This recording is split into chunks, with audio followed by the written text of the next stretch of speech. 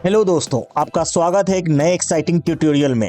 यह है हमारी एक्सेल वीवीए की कंप्लीट सीरीज का पहला दिन, जिसमें हम सीखेंगे कि एक्सेल वीवीए क्या है, इसका यूज क्यों करते हैं और एक सिंपल मैक्रो रिकॉर्ड करके भी देखेंगे।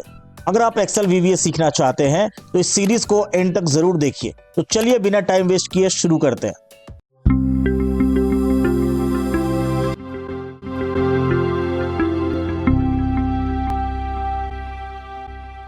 सबसे पहले समझते हैं कि वीवीए क्या होता है।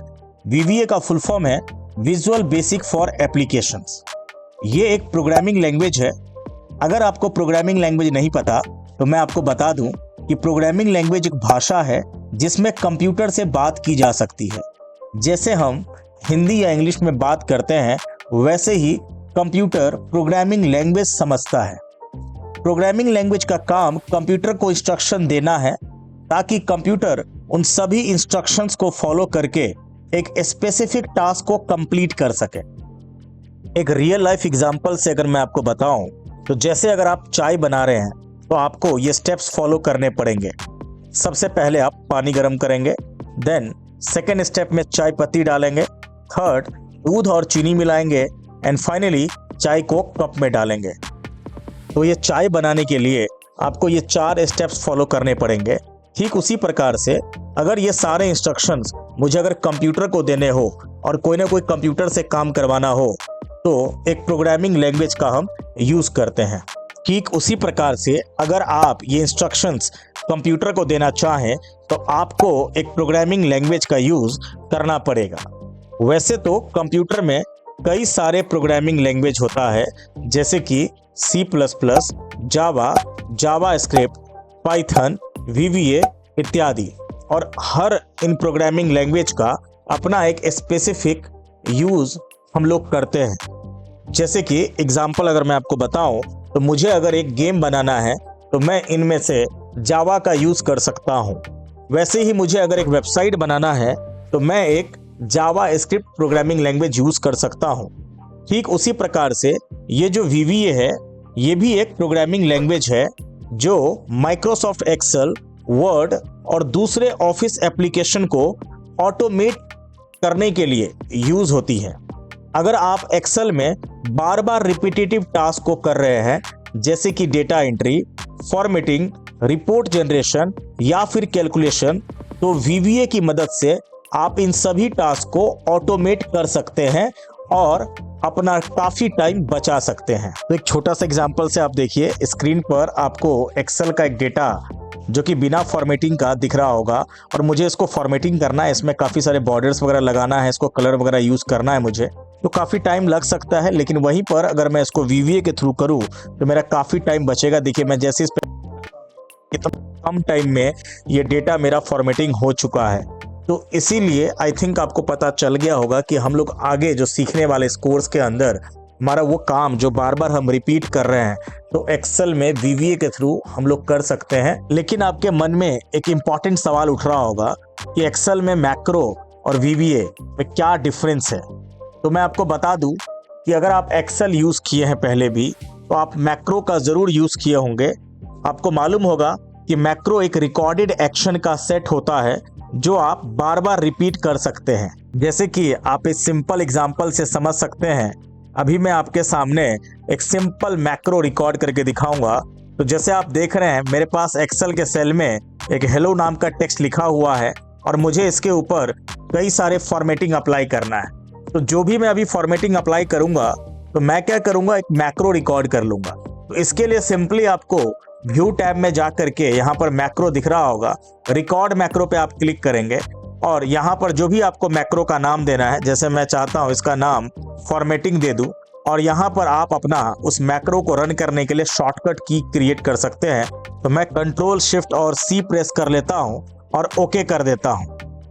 अब जो मेरा मैक्रो है वो रिकॉर्डिंग ऑन हो चुका है और मैं चाहता हूँ कि इसके ऊपर ये जो हेलो टेक्स्ट है बोल्ड कर दूँ, इसे मैं अंडरलाइन कर दूँ, इसका मैं कलर चेंज कर दूँ रेड।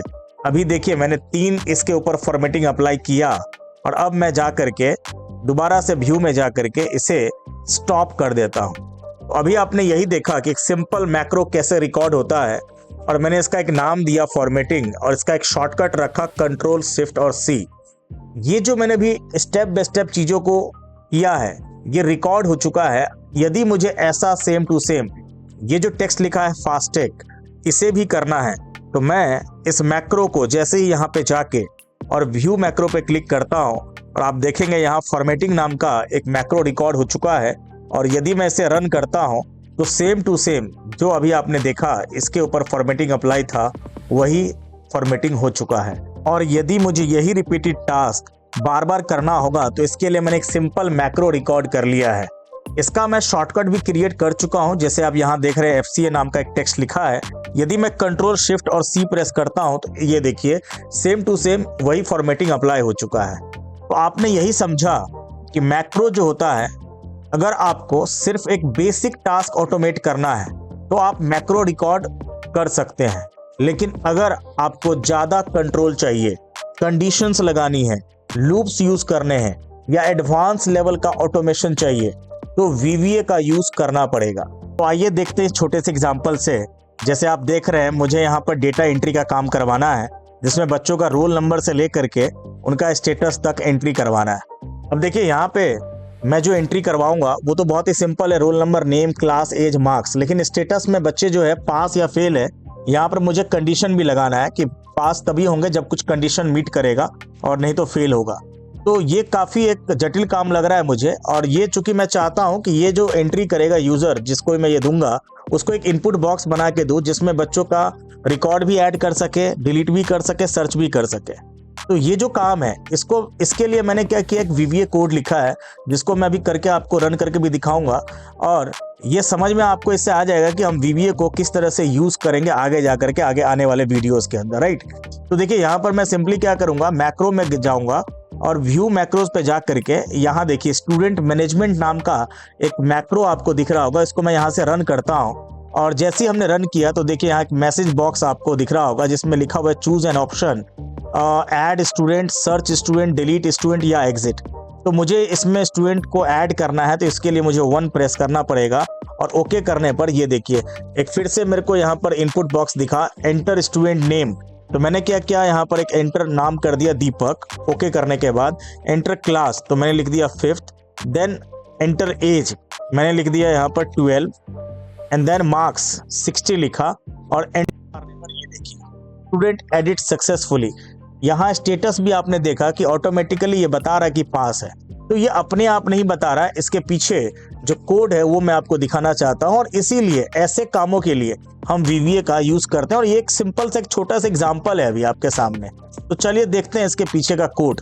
तो इसके लिए मैक्रोज में आकर व्यू मैक्रोज पे क्लिक करेंगे और स्टूडेंट मैनेजमेंट पे जा करके इस कोड को देखने के लिए एडिट पे क्लिक करेंगे। अब देखिए यहाँ जो मैंने कोड लिखा हुआ है ये सारा कोड जो आपको स्क्रीन पर अभी दिख रहा होगा ये सब VBA कोड है, VBA में लिखा गया कोड है।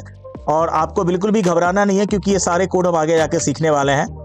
और अभी जो आपने देखा इसमें कि मैंने किस तरह से डेटा एंट्री का काम इनपुट बॉक्स के थ्रू करवाया है और ये मैंने कोड लिख दिया और ताकि ये मेरा जो काम है ऑटोमेशन पे हो और बार बार यूज़र को एक इनपुट बॉक्स मिले और यूज़र जो है इसमें नया रिकॉर्ड ऐड कर सके, सर्च कर सके, डिलीट कर सके।